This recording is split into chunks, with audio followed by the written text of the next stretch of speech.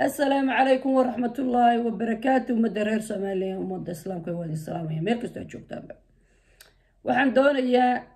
سيدي عادي قايدين وحير كيدا هذا وحيابا سوماليان كدعيا دقالك كسر بريق سوماليان iyo inkastoo ay ummadii reer Somaliland maanta inteedii badnayd ay fahantay dagaalka iyo waxyaabaha sababaya iyo waxyaabaha saldhigga uu dagaalkaasi inuu socdo waxaan rabaa haddana waxa jira dad tiro yar oo iyagu si khaldan ama si majara habaabina u hadlaya oo la dagaalka Muuse wata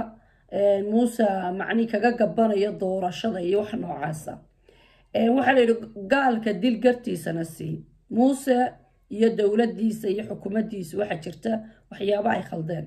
oo badan hase ahaatee dagaalka bariga Soomaaliland ka socda iyo kii hore ka dhacay toona walaalayaal wax allaala iyo wuxuu ku leeyahay ma jirto sababtu waxay tahay waxa dhacaya waa in aad fahanto waxa ka dambeeya maxaa sababaya muxuu yahay sababta maxaan ku dhaw bariga Somaliland dagaalka loogu soo qaaday iyo guud ahaan Somaliland maxay yihiin fikradaha ka dambeeya ila fikradaha fahanto ka dambeeya ayaa aad u fiican dagaalada lagu soo qaadayo Somaliland horta waxa kalifaya koow waxa weeye dawladda Soomaaliya ee sheegata federaalka oo sheeganaysa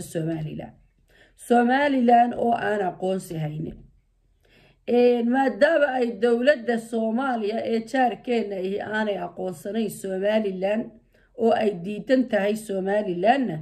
waxa jira dad reer Somaliland u dhashay oo markaa gudi ka hayo inay iyagu ka go'aan Somaliland oo maaragtay xaafadahooda iyo tuulayowgooda hoos geeyaan Soomaaliya horta fikirka ka dambeeya waxa weeye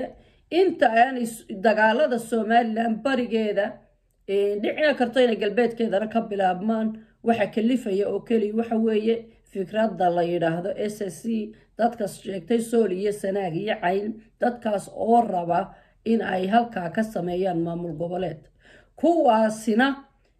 fikraddaasina waa ka horeysay maxaan ku iraahdaayay imaatinkii Muuse Biixi iyo madaxweynenimada Muuse Biixi waa fikrad ka horeysay marka ma inay dagaaladu bilaabmeen ama ay qarxeen markii uu Muuse Biixi yimi mise inay dhici lahaayeen fikir dagaalku wuxuu bilaabmay intii Muuse Biixi joogay hase ahaatee way dhici lahaayeen mar walba hadduu ciro yimaadana waa dhici lahaayeen hadduu qof kale joogana waa dhici lahaayeen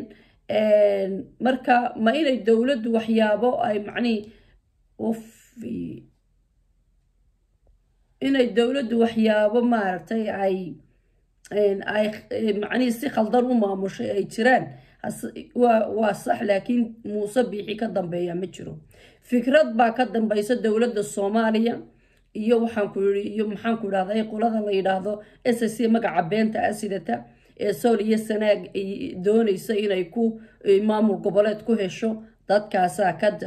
ka dambeeya marka Muuse Biixi wax shaqo uu ku leeyahay ma jirtee yaan la idin lugoynin ee qarankiina difaaca dhulkiina difaaca ciidamadiina samaysta oo waliba beesha garxajis ee aan ka soo jeedo maxaan ku leeyahay maanta dagaalku dul yaalayay ka diyaar garow waxyaabaha dhacaya ka diyaar garow ciidamadiina diyaarsada hubkiina diyaarsada maxaan ku leeyahay dhaqaalihiina diyaarsada dagaalkan waa ku qasbantii kama bixi kartaan kama carari kartaan kama ordi kartaan sababtu waxay tahay dad fikrad wata dad ku soo dagaal ku soo talagalay dal ku soo talagalay inay halka caalam kale ka taagaan ayaa dagaalkan wada Muuse Biixi aan la idinku mashquulinin iyo doorashada wax alla wuxuu ku leeyahay ma jirto fiidiyogaygii hore sanad ka hor aan duubay waxaan idinku sheegay cid kasta oo joogta oo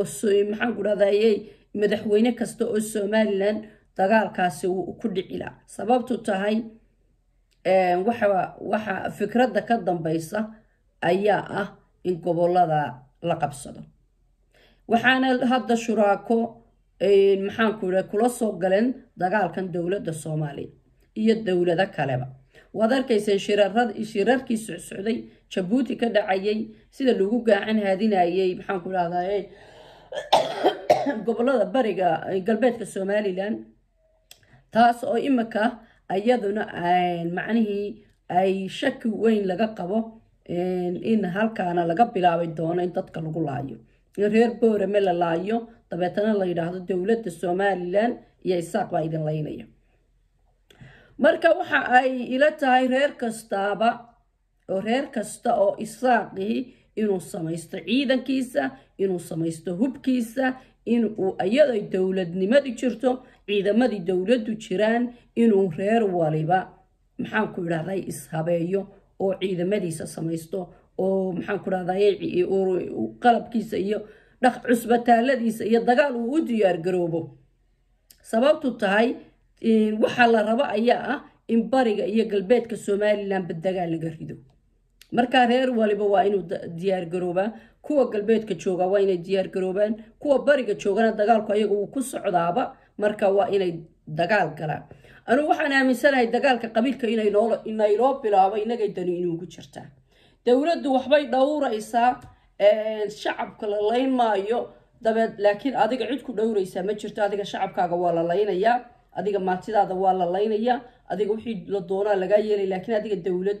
dowladnimaad adigu dhowraysaa dabeetana dagaal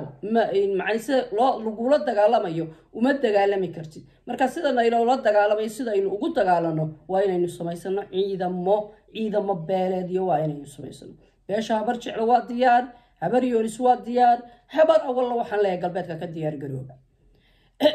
ma iska difaaci karnaa dagaalka haa macnihii afarta koone ayaa maxaan ku leeyahay dagaalna lagaga soo qaaday ma iska difaaci karnaa haa waynu iska difaaci karnaa waxa kaliya hadaynu isku difaaci karnaana waa hadaynu dagaalka reernimo ay maxaan ku dhahday u midowna weyn assalaamu calaykum waraxmatullaahi wabarakaatu